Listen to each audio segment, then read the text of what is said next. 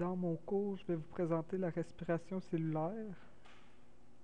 La respiration cellulaire, c'est aussi appelé la combustion cellulaire, puis c'est en relation avec les systèmes suivants. Le système respiratoire, le système digestif, le système sanguin et le système excréteur. Le système respiratoire, lui, il permet à l'oxygène d'être absorbé et d'entrer dans le sang et au dioxyde de carbone d'en ressortir. Le système digestif permet aux nutriments d'entrer dans le sang. Le système sanguin, lui, il permet aux nutriments et à l'oxygène d'aller jusqu'aux cellules, puis après ça, il reprend les déchets que ça fait, c'est les déchets azotés, le dioxyde de carbone, puis l'urée. Le système excréteur, il permet aux déchets azotés et à l'urée d'être évacués du corps par l'urine. Ici, j'ai une petite vidéo pour vous montrer tout ce que je viens de vous expliquer. Ici, on voit l'intestin grêle avec de la nourriture qui rentre dedans. Comme ça. Ici, on voit que les nutriments ils rentrent dans le réseau de capillaires, puis qui voyagent avec le sang. Ici, c'est les poumons. Là, ici, on voit les alvéoles avec les capillaires qui les recouvrent.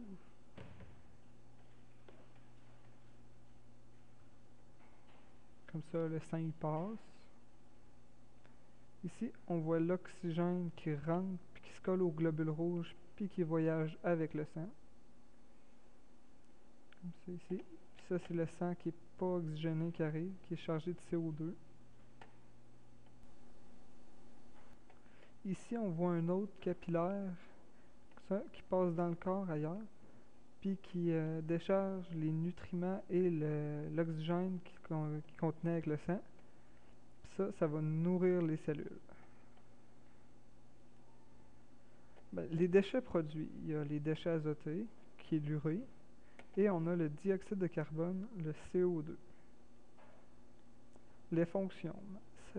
Ça sert à nourrir les cellules pour pas qu'elles meurent. Et ça sert aussi à nous donner de l'énergie pour être capable de vivre. Pour mieux tout vous expliquer ce que je viens de vous dire, je vais vous faire un dessin. Comme ça ici, c'est un capillaire. Comme ça. Ici, je vais faire une cellule.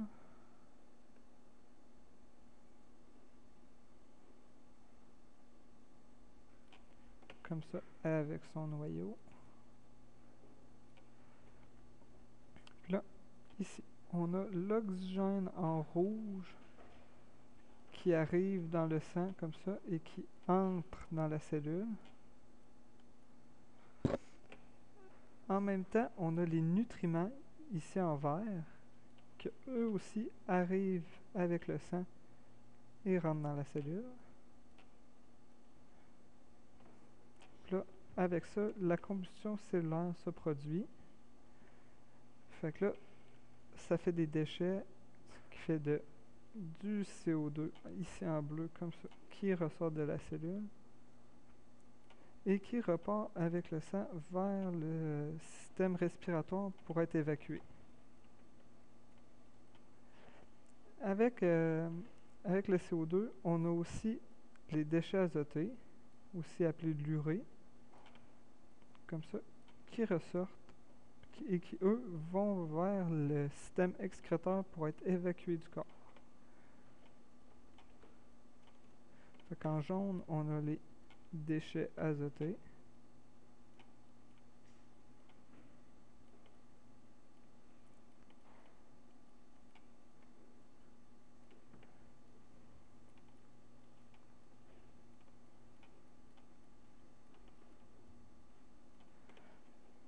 Après ça, en rouge, on a l'oxygène.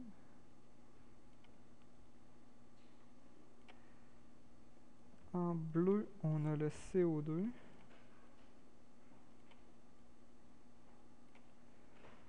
Et en vert, on a les nutriments.